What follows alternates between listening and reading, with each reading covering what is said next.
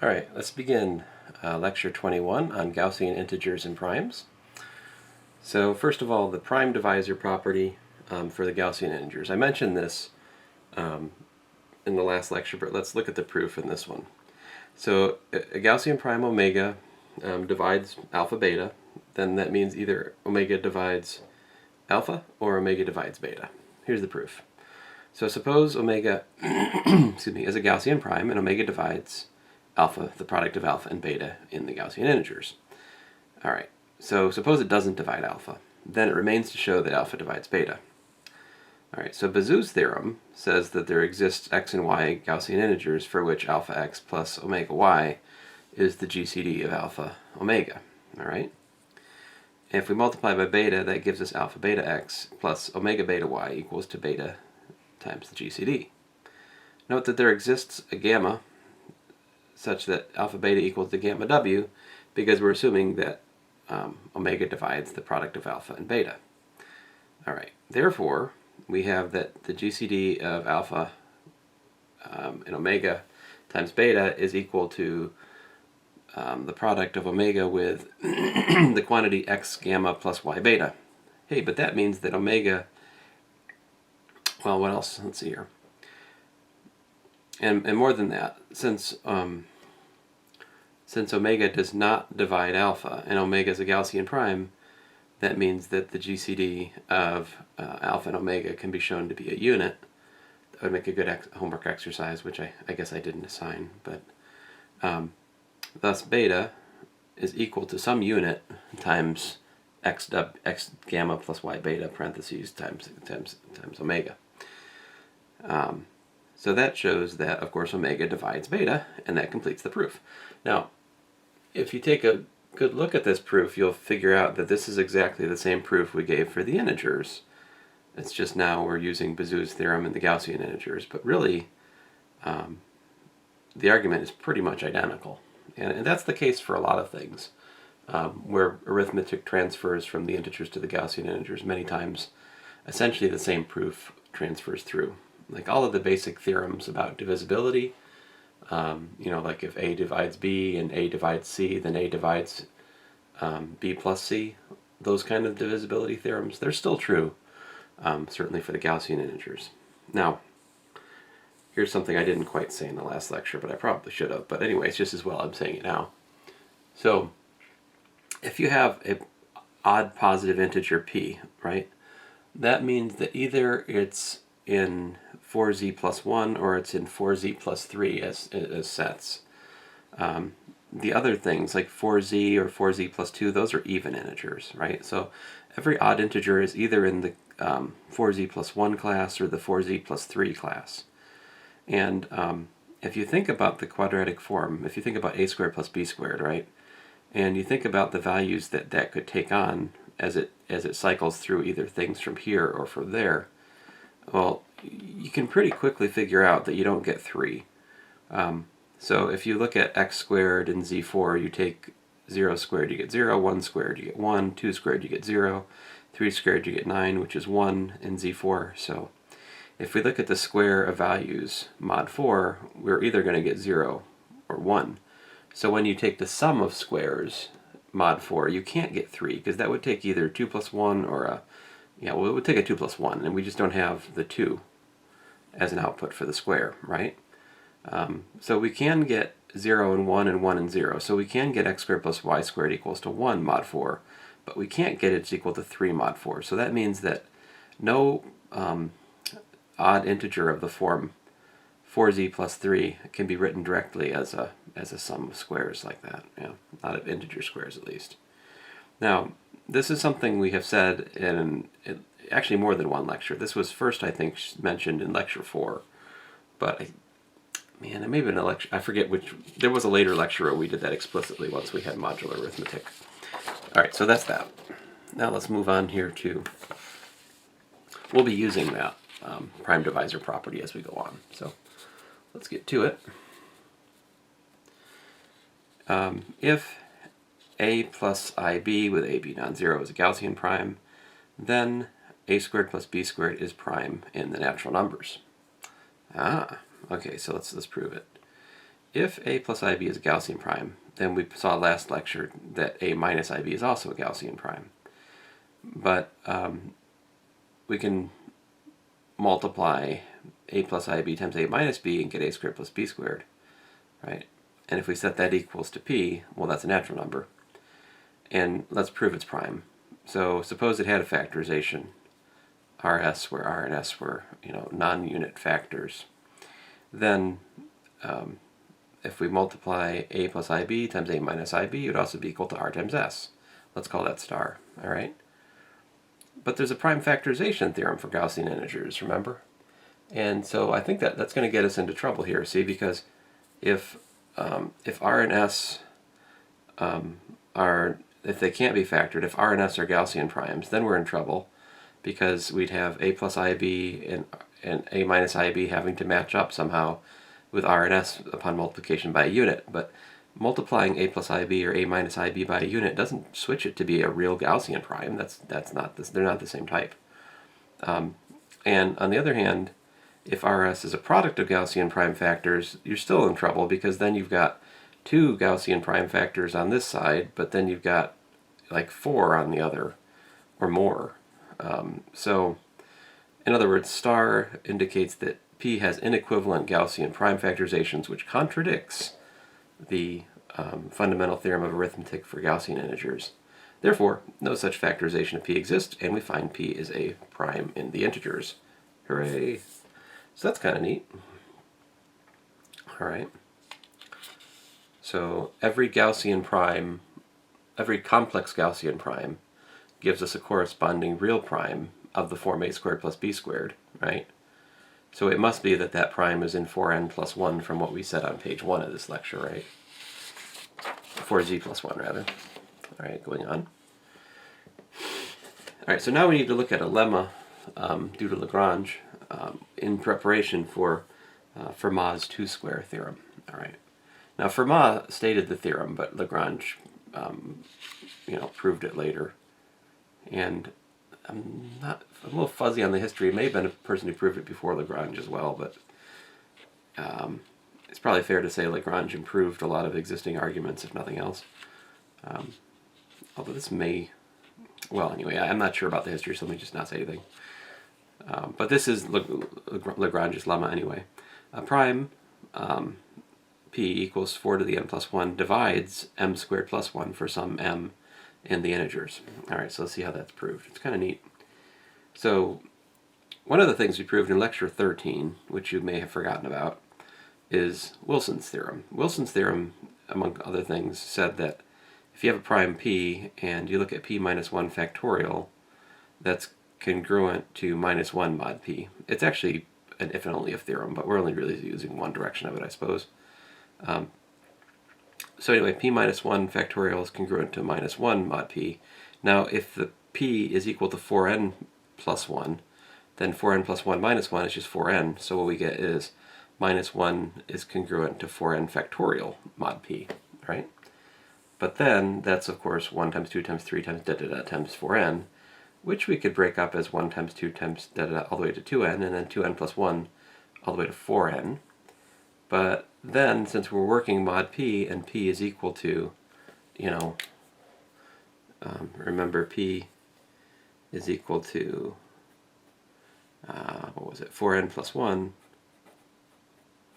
So that means that, and that's congruent to 0. So that means that 2n plus 1 is congruent to minus 2n, etc. Right? So I can trade that 2n plus 1 for a minus 2n on down the line until I get to 4n and trade it to a minus 1. So what do you got? Well, you've got the product of 1 to 2n squared times the minus 1 to the 2n factor, which of course is just 1. So we get 2n factorial squared is congruent to minus 1 mod p. But hey, that's what we wanted. We wanted to show that there exists an m, in this case 2n factorial, whose square plus 1 is congruent to 0 mod p, which is to say that p divides m squared plus 1. So, hey, that's pretty good. All right, so this is the Lagrange's lemma. Now, so that brings us to Fermat's theorem on the sum of two squares. As is the case with many things involving Fermat, he's stated it, but I think this may be one of those things he claimed to prove by descent. I'm trying to remember. I don't know, but I think it's fair to say that the careful proof of these things was left to later mathematicians. But Fermat's the early 1600s, 1630, 50, somewhere in there, I think, and anyway. So here it is. An odd prime p can be expressed as the sum of squares of integers, if and only if p is congruent to 1 mod 4. All right. So let's sort through it. So I start with the converse direction, actually. I assume p is congruent to 1 mod 4. Then by Lagrange's lemma, there exists an m for which p divides m squared plus 1. All right? But that means that p divides the product of m plus I and m minus I. However, if p divides either one of those things, right, if p divides m plus or minus I, then that means that m plus or minus I is equal to pq for some q in the Gaussian integers. But that would then mean that m plus or minus I divided by p is a Gaussian integer, but that's just simply not the case. And the way we can see that is this plus I piece. See, plus I over p, that would be 1 over p, which is clearly not an integer. The coefficient of I here is clearly not an integer, so that's clearly not a Gaussian integer, which of course contradicts the assumption, right? Which means then that p does not divide either m plus I or m minus I, but that's a problem because we have the prime divisor property, right? So, in other words, well, it's not a problem yet, but what that means is p is not a Gaussian prime, right? Because it doesn't satisfy the prime divisor property, which every Gaussian prime must do, according to the thing we proved on page 1. So then what? All right, well, therefore, p is an ordinary prime of the form a squared plus b squared. And there's a theorem. How do I know that? Well, because we had a theorem from page 6 of lecture 20, which said that p is a natural number, p is a Gauss prime if and only if there does not exist an a and b such that p is equal to a squared plus b squared, right? So we just showed that p is not a Gaussian prime, which means that there does exist a and b such that p is equal to a squared plus b squared. So there you have it. Now, conversely, or rather in the forward direction of the proof, if p is an odd prime and p is equal to a squared plus b squared for some a and b and z, then as p is not congruent to 3 mod 4, we have p is congruent to 1 mod 4 by the remark at the start of this lecture. So that's, relatively straightforward. So that's Fermat's theorem on the sum of squares. Now, there is, a slightly better theorem, which is just on the sum of squares. I don't have a proof of this theorem for this lecture, but I think if you really take a hard look at everything we've done, you could piece together the proof for this theorem without too much trouble. An integer n greater than 1 can be written as the sum of squares for some integers a and b, if and only if the prime decomposition of that integer n, right, contains no factor p to the power k, where p is a prime congruent to 3 mod 4, and that prime power k is odd. All right. So let's see why that makes sense. All right. So with some examples. So 15. Can we write 15 as a sum of squares? No Condusville, right? So 3 times 5 is the 15. I factor the 3 out. Now 5 is of the form 4n plus 1. So of course we can find a sum of squares which gives us back 5, namely 1 squared plus 2 squared. But there's no way I can factor 3 into this and get it as to something squared plus something squared, right? So no, 15 is not in S2 in the language we introduced last lecture, right? So, I mean, this essentially tells you, this basically says what? This basically, explains which n are in S2, right? So it answers the question posed in the last lecture, like which integers are sums of squares? Well, the ones that meet this criteria, right? Okay, so now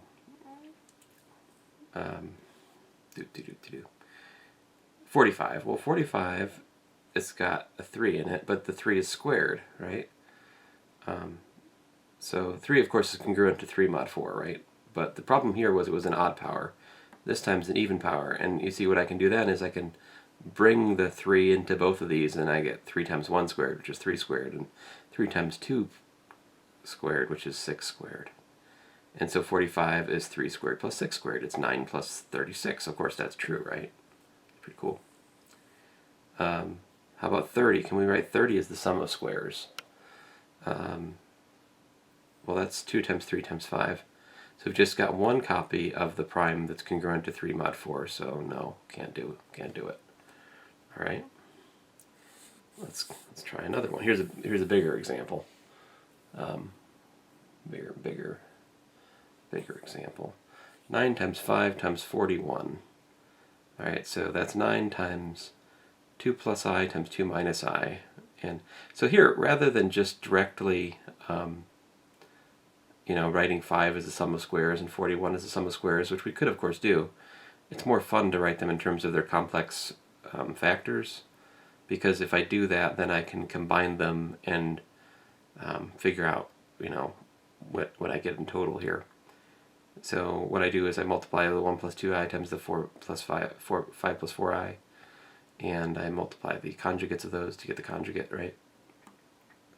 And that gave me 3 plus 14i minus 3 minus 14i, which gives me 3 squared plus 14 squared, all times 9. But that 9 is a 3 squared, so I can bring it in and get 3 times 3 squared plus 3 times 14 squared, which gives me the somewhat non-obvious fact that 1845 is equal to 9 squared plus 42 squared. Did you know that? I mean, I didn't know it before I wrote this lecture. I would point out that another way you could go here, and so here's another way we could have gone here. We could have grouped like 1 minus 2i with 5 plus 4i, and then the other ones, 1 plus 2i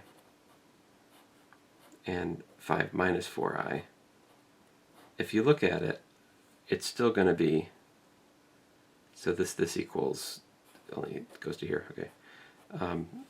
If you look at it, it's still the product of a complex number and its conjugate, right? So, like, let me be careful here. 5 and plus 8 is 13, I believe. And I get minus 10i plus 4i, so I believe that is minus 6i, if I haven't made a mistake. Sadly, I have no calculator close by, so we'll just have to go on the hope that I didn't make a mistake. That's 5 plus 8, which is 13. 10i minus 4i is plus 6i, right? So this, and there's still the 9. I forgot about the 9.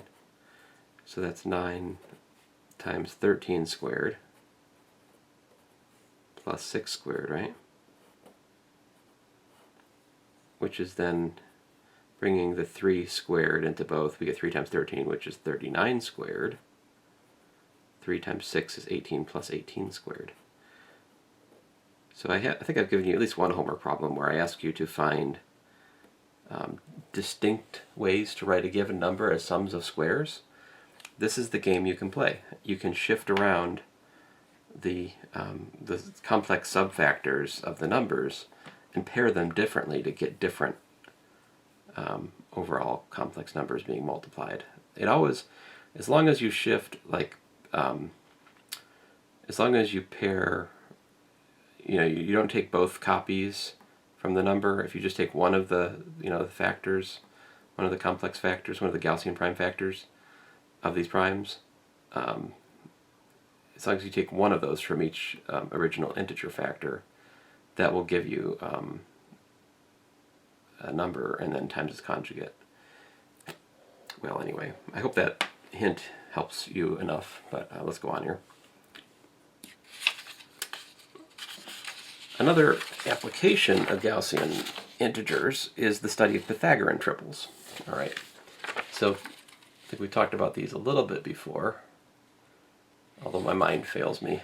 Where did we talk about them? Anyway, lest my mind fail me again, the secret word for today is ace of clubs. There you go. And so Pythagorean triple is, let's say, three numbers, x, y, z, integers, such that x squared plus y squared is equal to z squared. And I'd like for them to all be non-zero to make it interesting. All right. So let's look at this equation in light of the Gaussian integers, right? Z squared is x squared plus y squared, but z squared is x plus iy times x minus iy. So by the prime factorization, if the GCD of x plus iy and x minus iy is 1, so I think that would be true. That would be true if, let's say, we've reduced x and y and z. So any like common, if there's like a common factor of 3 in both x, y, and z, divide it out, right? So like put x, y, and z in their lowest terms for this to be true. Excuse me. So then you can prove that x plus iy and x minus iy are relatively prime in zi, provided that x and y are relatively prime over the integers. That seems like a good homework question I didn't ask. I guess good homework questions I didn't ask make even better test questions, right? Yeah. All right. Then x plus iy, right? If this is equal to that, then it must be, you have a square on the left-hand side. So these must also be squares, all right? So that means x plus iy should be a square in the Gaussian integers. But that means things. X plus x minus iy also. So x minus iy is, let's say, u minus iv squared. And squaring that gives me this. Equating the real part with the real part gives me x equals u squared minus v squared. Equating the imaginary part with the imaginary part gives me y is equal to 2uv. But remember, z squared is x squared plus y squared, so that gives us z squared is equal to this, which the cross term here is minus 2u squared v squared, but this one gives you plus 4u squared v squared, so a net of 2u squared v squared, which then is the square of u squared plus v squared squared. Hey, that's awesome, because then we can solve for z if we want the positive one, and I do. Turn that frown the other way. Right. So z is equal to u squared plus v squared. Aha! Well, these are the well-known formulas to generate Pythagorean triples from pairs of integers. We've derived these formulas, though, you see. We've derived them from the Gaussian integers. There are other derivations of these formulas based on using rational numbers. I think you can find that, excuse me, in Stilwell's book, if I recall correctly. Let me look. I think it's in chapter 1. Chapter 1 of Stilwell, yeah. Let's see here. Yeah, so here in chapter 1 of Stilwell, he says around 300 BCE, Euclid showed that all natural number solutions of x squared plus y squared equals to z squared can be produced by the formulas u squared minus v squared w, 2uvw, and u squared plus v squared w, right? Letting u and v and w run through all the natural numbers, right?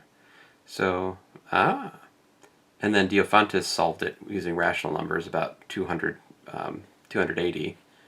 And, yeah, so this is pretty old, right? But the, I assure you that we had to work not nearly as hard to derive these formulas as they did, because we have the magic of Gaussian integers. And so here's an application of those. We can generate Pythagorean triples by just selecting any pair of values we wish for u and v. For example, if you use 10 and 7 and you plug it into these formulas that we just derived, you get 51, 140, and 149, which gives us that 51 squared plus 140 squared is equal to 149 squared. So that's pretty neat. Now listen, there's a lot of rigor I'm sacrificing here in terms of this discussion. You can some of these assertions I've made can be proved more rigorously, and I've done that before. But for this course, I think this is a good discussion of this. I I don't want to get bogged down with all of the technicalities of proving this. Like, I've also not given you a proof of the division algorithm for the Gaussian integers, but that proof can be given. It's not really above the level of your course. It's just I put our focus elsewhere. So let me just say a little bit more. So we have used Gaussian integers to analyze x squared plus y squared, right, basically. Things of that form, a squared plus b squared, primes of that form. So if you were going to analyze questions, say, involving a squared, plus 2b squared, or a squared plus 3b squared, other things that were, had slightly different sum of squares where you had a weight involved, then instead of using Gaussian integers, you might use something like z adjoin I times the square root of 3, or and other things. And so you can look at other number systems to analyze related but different questions. And anyway, I'll talk a little bit more about that in the upcoming lecture on Formas Theorem. So anyway, just to summarize, Gaussian integers are pretty awesome. They're really nice algebraic system, an excellent example for any abstract algebra course, and also for the current purpose of number theory, they give us a lot of answers to a lot of fairly natural questions with not much effort, really. So anyway, thanks guys.